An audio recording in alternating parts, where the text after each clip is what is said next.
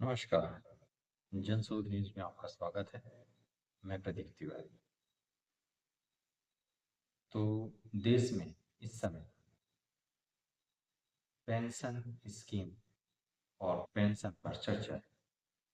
सरकारी कर्मचारियों को पेंशन बहाली कर दी गई है। केंद्र सरकार ने सरकारी कर्मचारियों की पेंशन बहाली कर दी है। पूर्व में यह पेंशन सरकारी कर्मचारियों को मिलना बंद हो गई थी, जिसका सरकारी कर्मचारी संगठन बहुत समय से अरसे से विरोध कर रहे थे और इसे पुनः चालू करने के लिए सरकार पर दबाव था। दबाव केंद्र सरकार पर भी था, दबाव राज्य सरकारों के ऊपर भी था। केंद्र सरकार ने इसे लागू कर दिया है। हालांकि इस दौड़ में, रेस में अपने आप को प्रथम दिखाने और आगे आने पर महाराष्ट्र ने भी इसे लागू कर दिया है। बाकी राज्य भी इस पर विचार कर रहे हैं। हालांकि कर्मचारी संगठन अभी भी यह मांग उठा रहे हैं कि जिस तरीके से उनकी मांग थी और जिस तरीके से पूर्व में पेंशन दी जा रही थी, उस तरीके से इस पेंशन स्कीम को लागू नहीं किया गया है, जिस पर सुधार की आवश्यकता है। अलबत्ता सरकार ने यह माना और पेंशन को बहाल किया है। इसे स्वागत योग्य कदम मानना चाहिए और आगे भी इस पर सुधार की आवश्यकता अगर है तो सरकार को किया जाना चाहिए। किसी कर्मचारी ने अगर जीवन पर्यंत किसी संगठन को दिए हैं तो उसे उसकी बुढ़ापे में उस सरकार को या उस संगठन को क्यों छोड़ देना चाहिए, जबकि उसे उन धन की बहुत आवश्यकता है। क्योंकि पैसा कितना भी व्यक्ति के पास वो कहीं ना कहीं खर्च हो ही जाता है, कहीं ना कहीं यूटिलाइज हो ही जाता है। अगर सरकारी कर्मचारियों को पेंशन मिलती रहती है तो उनका स्वाभिमान बना रहता है, उनकी गरिमा बनी रहती है और उनकी आवश्यकता की पूर्ति भी उसके माध्यम से चलती रहती है। तो सरकार को इसको जरूर गंभीरता से और उदारता से सोचना चाहिए, क्योंकि वैसे भी सरकार के उल जुलूल कामों में पैसा और धन का दुरुपयोग होता ही रहता है। बड़े बड़े भव्य कार्यक्रम होते हैं जिन पर लाखों और करोड़ों रुपए वैसे ही फूक दिए जाते हैं। तो कर्मचारियों के लिए आखिर क्यों उस पर इतनी चर्चा और इतनी सख्त होनी चाहिए। उनके लिए भी पेंशन बहाली होना ही चाहिए और बेहतर तरीके से होना चाहिए।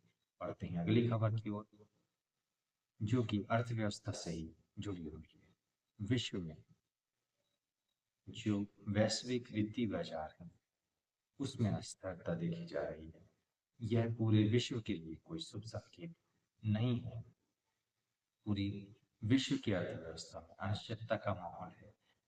जहां रूस और यूक्रेन का युद्ध चल रहा है, अभी पूरे विश्व कोविड की महामारी और उससे पड़ने वाले आर्थिक प्रभाव से निकल भी नहीं पाया था कि रूस यूक्रेन युद्ध ने इस पे आग में पानी घी का काम किया है, जिससे आर्थिक वृद्धि विश्व की थम सी गई है और निवेशक चिंतित है।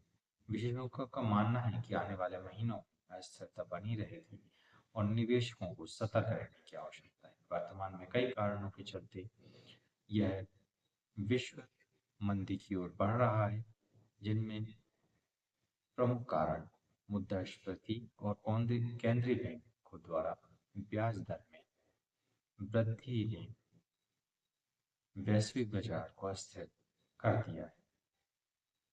इसके प्रमुख प्रमुख कारण जान लेते हैं, जिसे शॉर्ट में मैं बताने का प्रयास करूंगा ताकि हमारे दर्शक ज्यादा बोर भी ना। मुद्रास्फीति अमेरिका, यूरोप और अन्य विकसित देशों में लगातार बढ़ती महंगाई दर ने उपभोक्ता खर्च को प्रभावित किया है। इस मुद्रास्फीति का कारण कोविड 19 कोविड 19 के बाद आपूर्ति की श्रृंखला अभी अवरोध ही थी कि रूस और यूक्रेन युद्ध ने इसे और गंभीर बना दिया।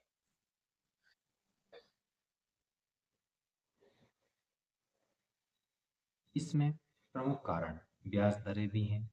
मुद्रास्फीति को नियंत्रित करने के लिए केंद्रीय बैंकों जैसे अमेरिकी फेडरल रिजर्व और यूरोपीय सेंट्रल बैंक ने ब्याज दरों में बढ़ोतरी कर दी है। इसके दुष्परिणाम बाजार में पड़े हैं। ब्याज दरों में बढ़ोतरी के कारण आर्थिक मंदी की आशंका बताई जा रही है। इसके अलावा वैश्विक आपूर्ति श्रृंखला का अपनी पूर्व स्थिति में न आ पाना भी एक प्रमुख कारण बताया जा रहा है। कोविड 19 और रूस यूक्रेन युद्ध की वजह से जो थोड़ी बहुत आपूर्ति की श्रृंखला पटरी में आ रही थी वह छिन्न विच्छिन्न हो गई है, जिसकी वजह से यह विश्व आर्थिक मंदी की ओर जा रहा है। रूस और यूक्रेन युद्ध ने खासकर ऊर्जा के क्षेत्र में बहुत व्यापक असर किया है। रूस ऊर्जा का एक प्रमुख निर्यातक देश है, जिसकी रूस यूक्रेन युद्ध की वजह से पूरे विश्व को इससे दो चार होना पड़ा है। इसके अलावा चीन की जीरो कोविड पॉलिसी ने भी इस पर बहुत ही बुरा प्रभाव डाला है, जिस पर चीन को भी विचार करने की आवश्यकता है, जिस पर वह अभी गंभीरता से विचार नहीं कर रहा है, जो उसके लिए आगे जाके दुष्परिणाम की ओर भी इशारा करते हैं। खैर, इसके अलावा भी बहुत से ऐसे कारक हैं जिसकी वजह से विश्व मंदी की ओर जा रहा है। उधर इजराइल का विभिन्न आतंकवादी संगठनों से जो युद्ध है और इराक इजराइल का तनाव है, वह भी इस विश्व मंदी में आग में घी का काम कर रहा है।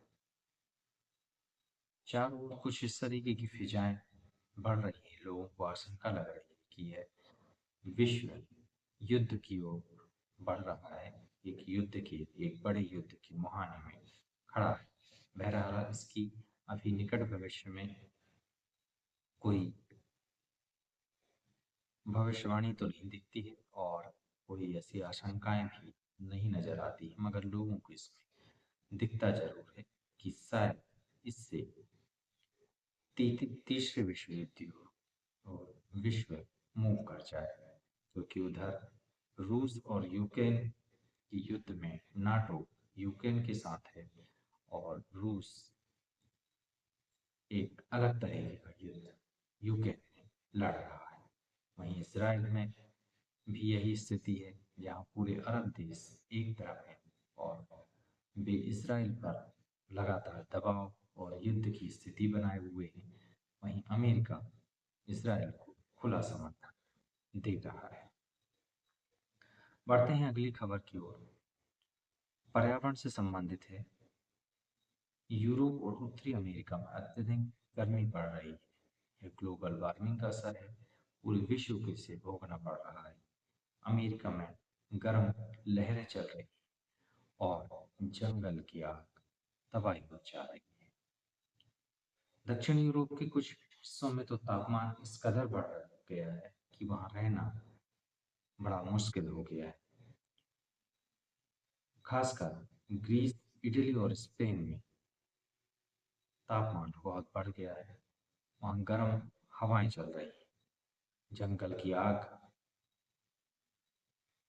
ने लोगों का जीवन दुष्कर कर दिया है।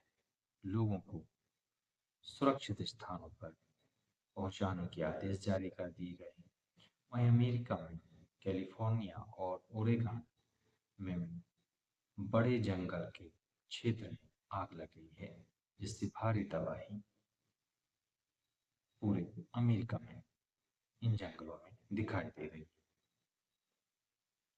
आज इन घटनाओं की वजह से पूरे विश्व में जलवायु परिवर्तन, क्लाइमेट चेंज एक गहन विषय और गंभीर चिंता का विषय बनकर उभरा है, जिस पर पूरे विश्व को गंभीरता से चिंतन करने की और इस पर तुरंत कार्य करने की, इसे रोकने के लिए तुरंत इस पर कार्य करने की आवश्यकता है, जिसको हमेशा विश्व नकारता रहा है। खासकर अमेरिका और यूरोप कंट्रीज इसे हमेशा नकारती रही और वे अपनी इंडस्ट्रियलाइजेशन औद्योगिकरण की ओर ही हमेशा बढ़ते रही, जिसके दुष्परिणाम आज वह भोग भी रही हैं। भारत को भी इससे शिक्षा लेने की आवश्यकता है और अपने विकास की दिशा को सही ट्रैक पर रखने की आवश्यकता है। बढ़ते हैं अगली खबर की ओर। आज एक जो और चिंता का विषय है वह एआई के उपयोग को लेकर है, जहाँ एआई पूरे मानव जाति के लिए एक वरदान के रूप में भी आया है। उसने मानव की जिंदगी बहुत आसान कर दी है। आज बहुत से प्रश्नों के उत्तर, बहुत से कामों में एआई इंसानों की बहुत अच्छे से मदद कर रहा है और लोगों के जीवन बहुत आसान कर दिया है। वहीं दुनिया भर में इस पर इसकी नैतिकता पर भी सवाल खड़े होने लगे हैं। नैतिकता पर भी बहस चालू हो गई है। जैसे जैसे एआई का उपयोग बढ़ रहा है, डेटा गोपनीयता, नौकरियों के खत्म होने और निर्णय लेने की प्रक्रिया में एआई के शामिल होने पर विशेषज्ञों ने सवाल खड़ा किया है। उन्होंने कहा है कि सरकारें और तकनीकी कंपनियों को इस पर बहुत सजग रहना चाहिए। वे एआई प्रौद्योगिकी के लिए जिम्मेदार विकास उपायों को सुनिश्चित करने के लिए ठोस कदम आज ही उठा लें, नहीं तो कल उसके परिणाम हमें भयंकर भी भोगने पड़ सकते हैं। आज एआई ने जरूर ही मानव जीवन का जीने का नजरिया और जीवन बड़ा आसान बना दिया है, मगर इसके दुष्परिणाम भी हैं। किसी भी तकनीक के होते हैं, मगर इसके कुछ विशेष ही हैं, क्योंकि अभी हम यह भी नहीं जानते कि एआई आखिर क्या क्या करने वाला है। अगर कुछ ऐसी तकनीकें इजाद हो गई जिससे इसका भयंकर रूप भी सामने आया, तब हमें जरूर इस मुद्दे पर सोचना पड़ेगा, क्योंकि कंप्यूटर तो ऐसा है कि हम किसी लेवल तक कंट्रोल कर भी पाते थे और कंप्यूटर तकनीक को हम रोक भी पाते थे, मगर एआई को फिर शायद हम रोक ना सकें। तो इसके लिए जरूरी है कि इस पर बहुत गंभीरता से और एक एक कदम बड़े फूक कर रखे जाए। बेखौफ पत्रकारिता और बुलंद आवाज को चुनना चाहते हैं तो लाइक और सब्सक्राइब करना ना भूलिएगा। देखते रहिए जन स्रोत। नमस्कार।